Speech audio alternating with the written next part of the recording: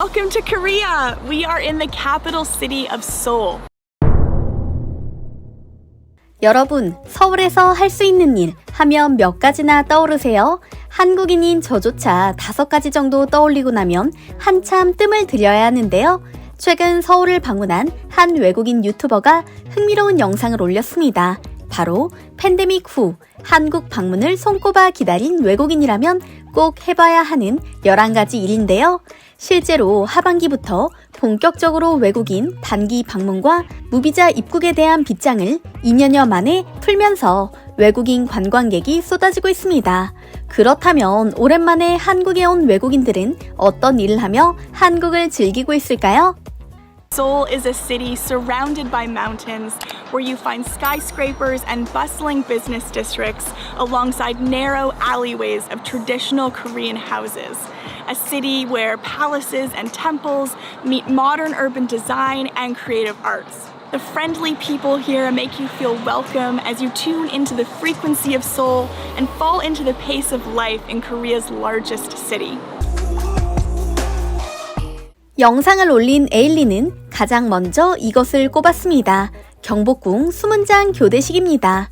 우리에게는 매일 보는 일상이나 다름없지만 외국인들에게는 다릅니다. 조선시대를 그대로 재현한 색색의 한복은 물론이고 조선시대의 왕실, 호위 문화를 그대로 보여주는 교대식 진행이 색다르게 느껴지기 때문인데요. 2002년부터 이어져 오고 있는 경복궁 수문장 교대의식은 조선시대의 왕실, 호위 문화를 상징하는 대표적인 전통 문화 행사로 조선 왕조실록 예종 1년 수문장 제도의 시행 기록을 바탕으로 재구성됐습니다. 또한 철저한 고증을 토대로 당시의 복식과 무기 등을 완벽히 복원해냈고요. 2002년부터 오늘날까지 1년 365일을 같은 자리에서 굳건히 서 있는 수문장. 티켓을 살 필요도 없어 더욱 부담이 없죠?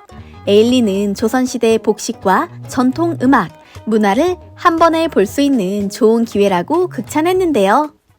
And it's a chance to hear the music, see the traditional dress, and the weapons that are based on historical record.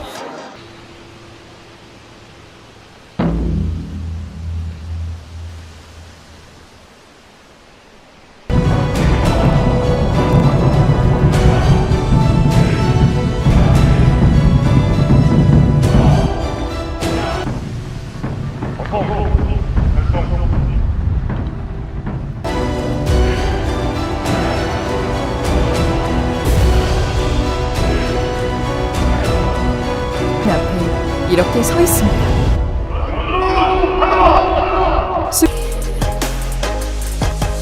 Traditional hanbok style of dress is still worn in Korea today for special occasions like weddings. And it's not just foreign visitors that you see renting the hanbok at these shops. 실제로 한복을 입어본 에일리는 일반적인 옷보다 훨씬 편하다는 평을 했습니다. 다른 서양의 드레스나 다른 나라 전통 의상과 비교할 수 없을 만큼 예쁘다고도 말했고요. 한국 전통 문화를 재미있게 경험할 수 있는 방법이라며 강력 추천했죠. 저하. 오케이.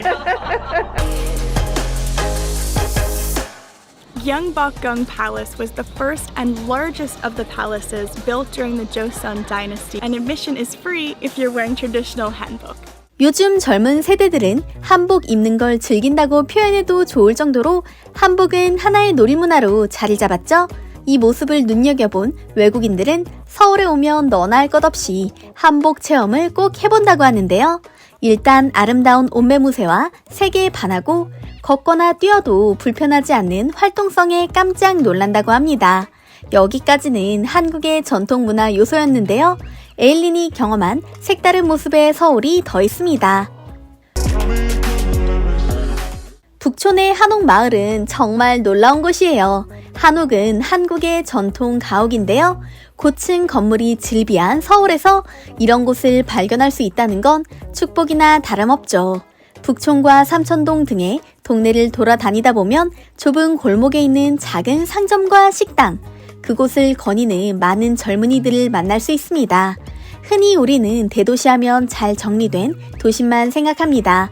뉴욕이나 홍콩처럼요. 그러나 전 현대 사회와 전통 문화를 아름답게 조화시켜 놓은 서울을 본 후 이거야말로 다른 나라도 추구해야 할 방향이라고 생각했어요. 에일린의 이야기 어떠세요? 공감되세요? 요즘 서울의 곳곳이 지나치게 개발돼 다소 아쉬운 점이 있기도 합니다만 전통 가옥을 보존하려는 노력만큼은 외국인들이 놀랄 정도인 건 분명한 것 같습니다.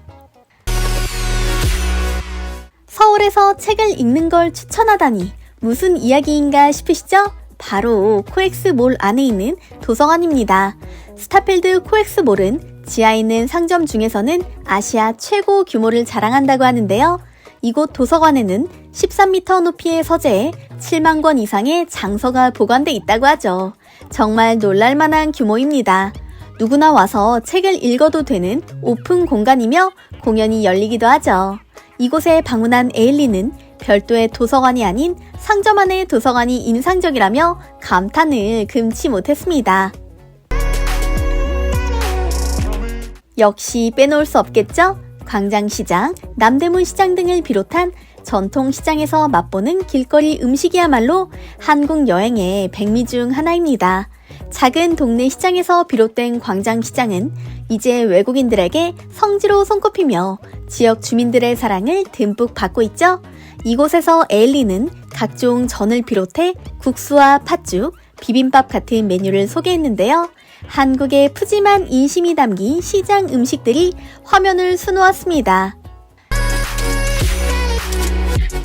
에일린의 여행은 끝나지 않았습니다. 바로 서울을 즐기는 7번째 방법, 바로 서울 도심에 있는 유명 건축물 구경하기입니다. 바로 떠오르는 건축물이 혹시 있으신가요? 전 동대문 디자인 플라자 DDP를 떠올렸는데요. 역시 에일린도 이곳에 왔습니다. 우주선을 연상하게 하는 이곳은 세계에서 손꼽히는 건축 명소죠. 여러 대학이 밀집해 있는 동시에 젊은이들의 에너지를 느낄 수 있는 곳, 바로 홍대입니다. 에일린은 이곳에서 카페와 술집을 체험해보길 권했는데요. 막걸리를 비롯해 다양한 종류의 소주, 한국의 카페 문화 등을 경험할 수 있는 곳이기 때문이죠. 에일린이 소개한 곳은 바로 컨테이너 박스를 이용해 만든 독특한 컨셉의 몰입니다. 무려 200개의 컨테이너 박스를 쌓고 개조해 만든 공간이죠. 2015년부터 운영된 이곳은 전 세계에서 가장 큰 컨테이너 몰이기도 합니다. 옷은 물론이고 다양한 소품, 창의적인 물건 등을 구입할 수 있죠.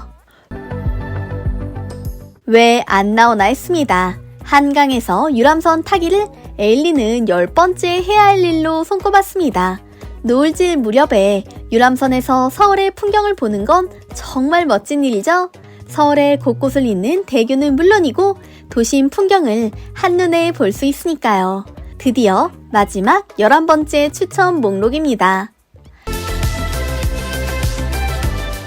서울 풍경을 360도로 즐기고 싶다면 당연히 남산타워에 가야 할 겁니다. 특히 저녁에 말이죠. 도심을 수놓은 아름다운 불빛은 물론 서울에서의 추억을 되새김질할 수 있는 좋은 기회죠. 에일린이 소개한 서울에서 할 수 있는 멋진 일들 외에 여러분만의 리스트는 뭐가 있나요? 전 관악산 등반과 포장마차 체험을 추천하고 싶은데요. 구독자 여러분의 멋진 아이디어를 댓글로 남겨주시겠어요? 영상 제작에 큰 도움이 됩니다. 감사합니다.